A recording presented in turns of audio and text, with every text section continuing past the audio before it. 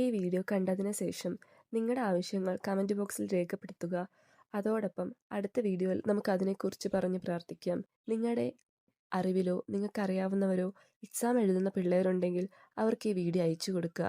എന്നിട്ട് അവരോട് ഈ വചനം പഠിച്ച് പരീക്ഷയ്ക്ക് പോകുന്നതിന് മുന്നേ അല്ലെങ്കിൽ പരീക്ഷ എഴുതുന്നതിന് മുന്നേ ഒരു 3 തവണ ഈ വചനം മനസ്സിൽ പ്രാർത്ഥിച്ചതിന് ശേഷം എഴുതാൻ പറയുക.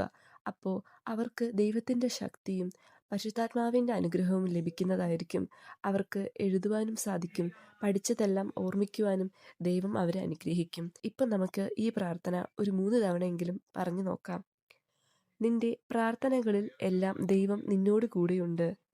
നിന്റെ പ്രാർത്ഥനകളിലെല്ലാം ദൈവം നിന്നോട് കൂടെയുണ്ട്. നിന്റെ പ്രാർത്ഥനകളിലെല്ലാം ദൈവം നിന്നോട് കൂടെയുണ്ട്.